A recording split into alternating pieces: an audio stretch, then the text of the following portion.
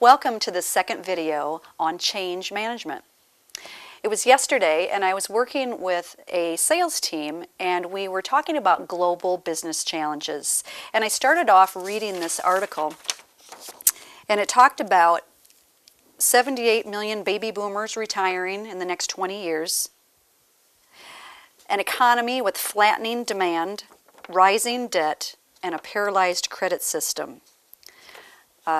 That was just a few of the global challenges that we're dealing with right now. They all agreed that if we don't prepare to work through these challenges, we're going to be left in the dust. We looked at a few more statistics, and I love this chart on U.S. technology adoption rates because it shows the level of change and the pace of that change and how rapid it is and how it's causing us a lot of stress. So we look at the adoption of telephone from 10 to 40%. It took 39 years for that level of maturation. If we look at electricity, that was 15 years, computer 14 years. Let's move all the way to smartphones, 2.5 years to go from 10 to 40% penetration in the market. So the level of pace that we're dealing with is so rapid that it's putting a lot of stress on us. So as leaders, it's our role to not only embrace change, but learn proven methods to help us implement that change in our organizations. So what is innovation and how does it tie into change management? So Einstein said the important thing is to not stop questioning. It's not that I'm so smart, it's just that I stay with problems longer.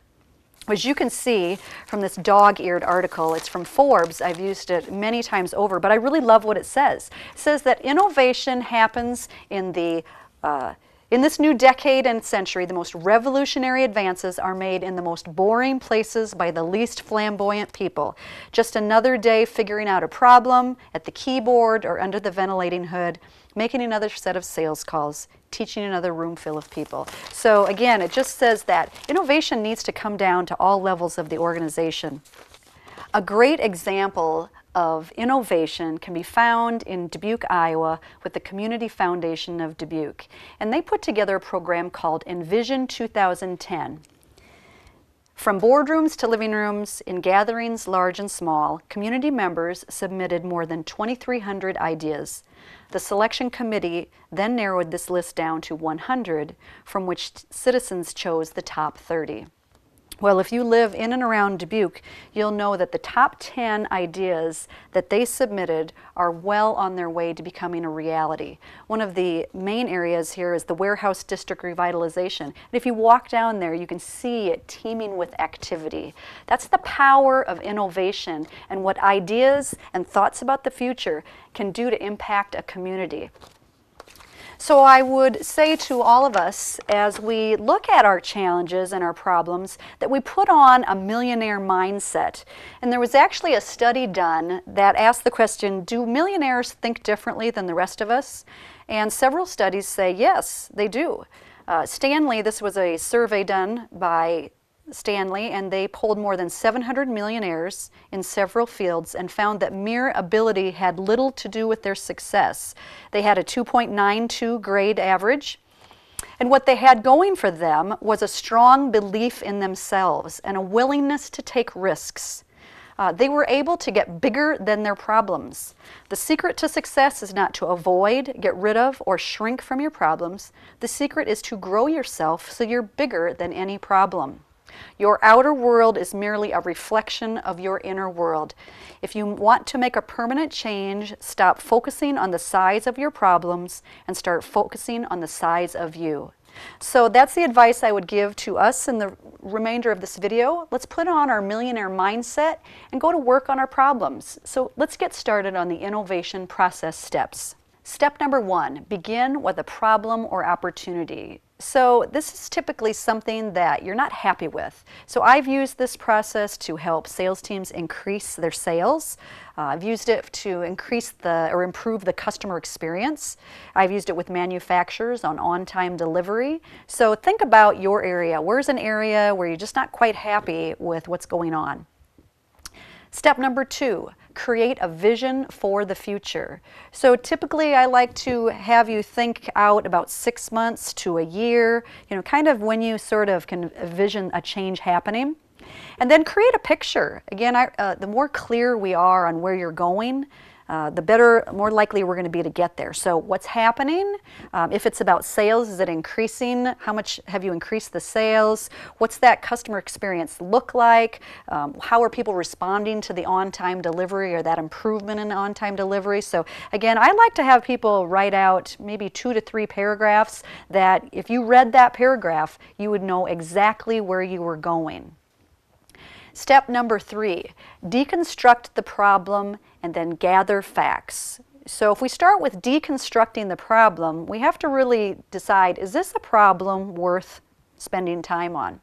So let's use the example of on-time delivery. So why is the lack of on-time delivery a problem? Well, because our customers will get ticked off. Okay, so why is that a problem? Well, we're going to lose loyalty. We probably could lose some business over it. Okay, why is that a problem? Well, if we don't have a customer base, then we're not going to have an organization. Okay, why is that a problem? Well, if we don't have an organization, we have no place to work. We're going to have layoffs. Okay, you can kind of see where this is going. So deconstructing the problem helps you to kind of back through that problem and figure out, okay, if we don't deal with this problem, what's likely to be the outcome? So it really helps us to gain perspective on that. Second part of this step then is gathering facts. So when we look at, maybe if we're working on a problem of on-time delivery, what are the stats right now? How often is it late? If we're working on a sales process, what have been the trends in sales over the last 3 years? What's the customer count look like? What's the average sale look like? So again, we need not opinions. Those people are lazy, or those people aren't working hard. We don't need any opinions in this step. What we need is hard facts that we can look at to really study the problem. Step number 4, create a challenge. So in this step, we want to create the thing that we want to study. So I've always heard that phrase, a problem well stated is a problem half solved. So what is the problem? You know, recently I worked with a team and we wanted to increase sales, but he really said what it came down to was in what ways can we get buy-in from the staff? Because the staff just was not accepting the change. And so sometimes what we think is the problem is not really the problem at all. And so it's really in identifying and studying the first 3 steps that we figure out what exactly is the problem. If we study the wrong problem, we're not going to get where we want to get. Again, we just want to make sure that we're stating that problem very clearly and have the right problem. Step number 5, collaborate and generate ideas. And in this step, it's so crucial not to judge ideas. I've seen so many meetings in my career go south because someone brings up an idea and all of a sudden we're judging it and we're getting rid of it and we're really not opening up the possibility of doing something differently. So the key to this step is to come up with as many ideas as we can and put them all on the board. Let's get everything on the board, and when you do, you just start to see this great synergy with groups that say, yeah, and we could do that, and yeah, we could do that, and everybody's just really starting to get focused on solving the problem and coming up with the ideas. So it's just a great process. And then step number 6, combine and evaluate ideas. So not all of our ideas will be accepted. And so there's a number of ways to combine or evaluate ideas. You can put them in a spreadsheet and you can come up with criteria like we can only spend this much money, we're only going to allocate this many hours, these people can only work on the project. So you can put those criteria in and then get rid of any ideas that don't pass the criteria. Or what I like to do, which is a little less complex, is to put everything on the board and give everyone in the room 5 votes. And so we just saw it yesterday, everybody got a marker and they got to go up and vote on the ideas that they wanted. And then easily out of that come the top 5 ideas or top 3 ideas. You just start to see all these votes go to maybe 2 or 3 ideas.